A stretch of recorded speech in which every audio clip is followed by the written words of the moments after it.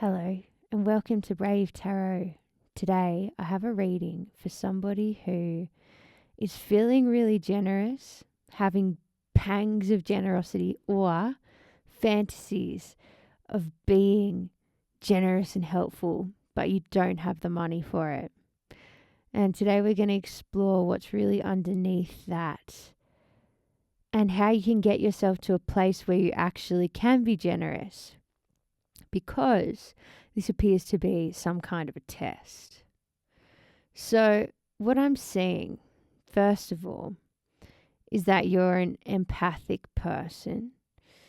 And that's a trait that is very praised in our society these days, like labeling yourself as an empath. But it's a problem. And when you're a real empath, you know that.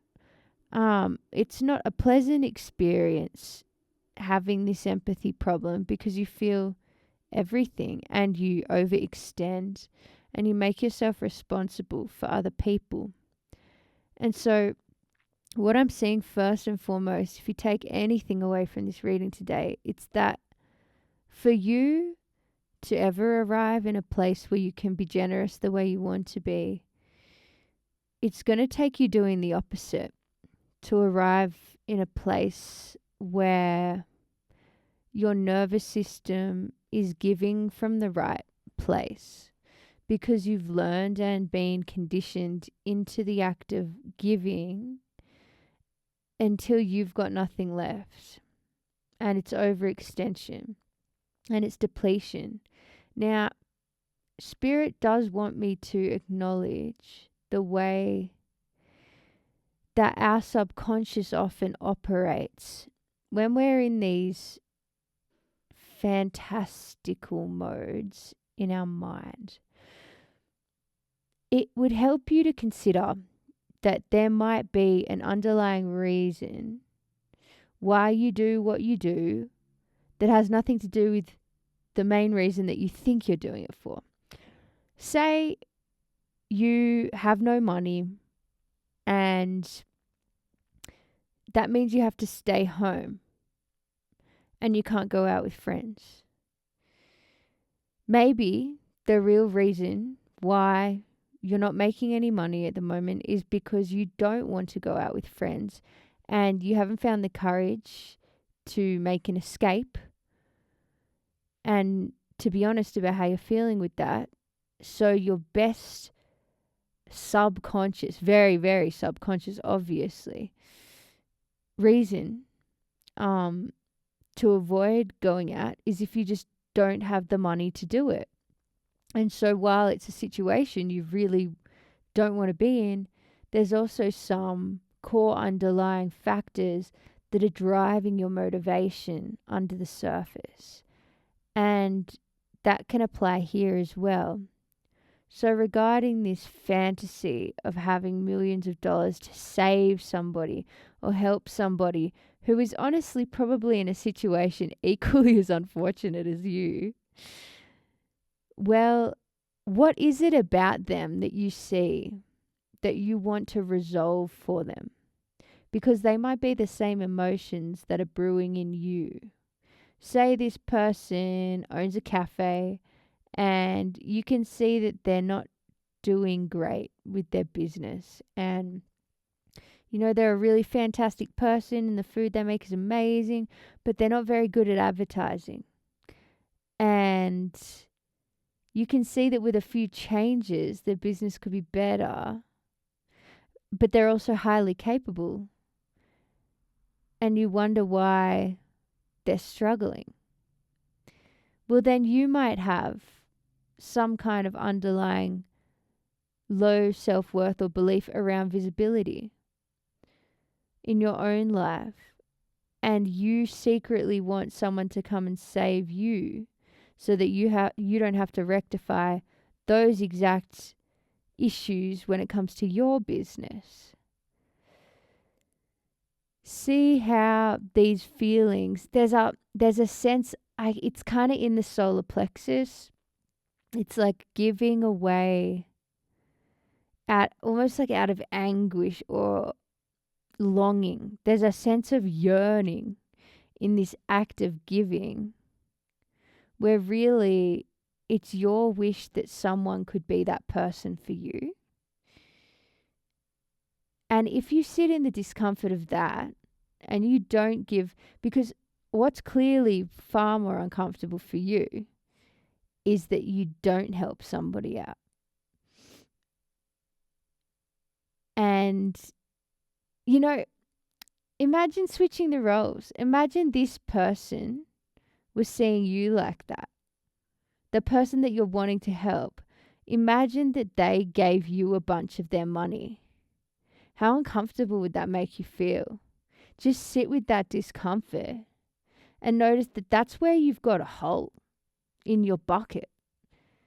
That's the place in you that needs repair, because you cannot be generous from a place of overextension.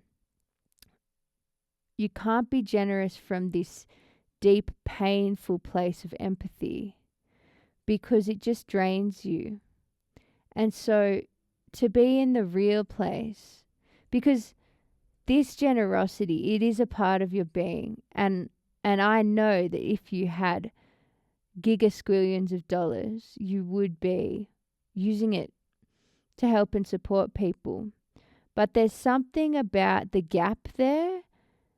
Even as I said that, I could feel it. There's a gap that is implied within your identity or your self-belief, where there's something that you think you will gain by becoming that person to give away all this stuff.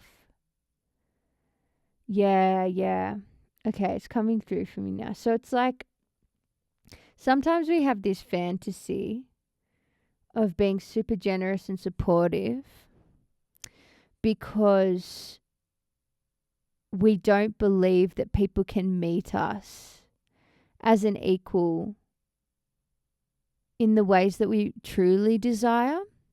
You know, say you are a creative or an artist and you want other artists to respect you and to see you as amazing.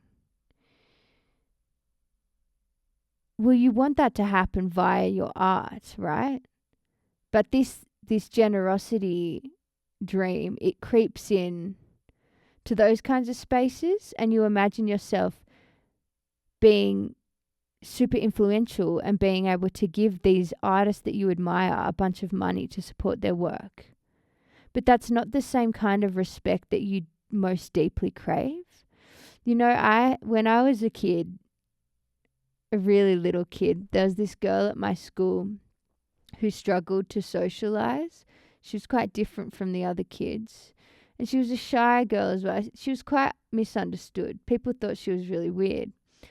But in her slightly older years, her parents started giving her pocket money. And she would every morning go up to the candy store and buy a bunch of candy to give to the popular kids.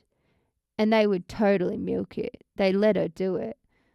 And that was her way of belonging. And it was really sad because she was being used for her candy. But she didn't believe that she could be liked or appreciated any other way. I think that's a really good example of what I'm getting at here, of what I'm feeling. There's some aspect of your identity that has a really, really subconscious inversion to it, that subtly lacks, and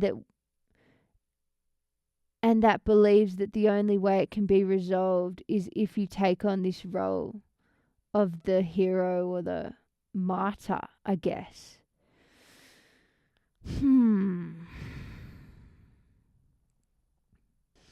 So if this is a theme that's coming up for you lately, and there's more and more of these scenes in your life that are giving you that urge to give yourself away, could be healing too. Like there's someone you're becoming fixated on, you want to heal them or support them emotionally. You might do this with your romantic partners too.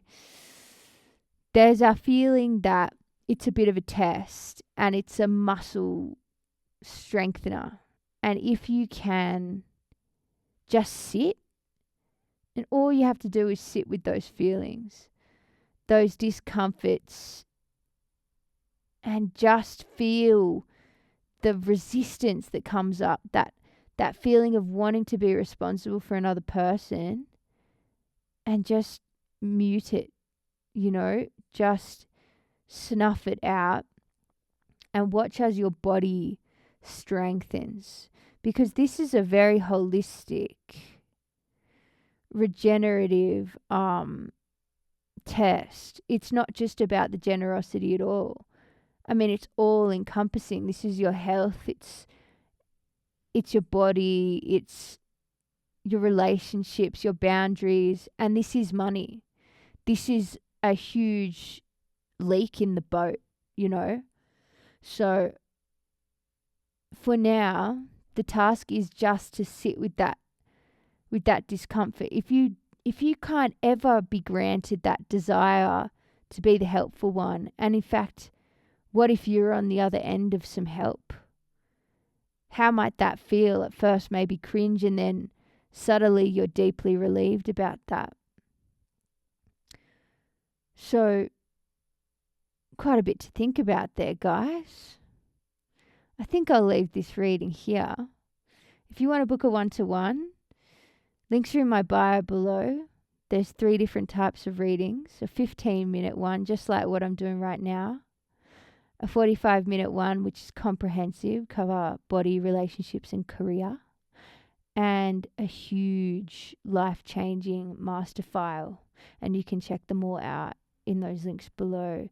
So thanks for being here. Please leave a comment, like, subscribe, be brave, and I'll see you in the next reading.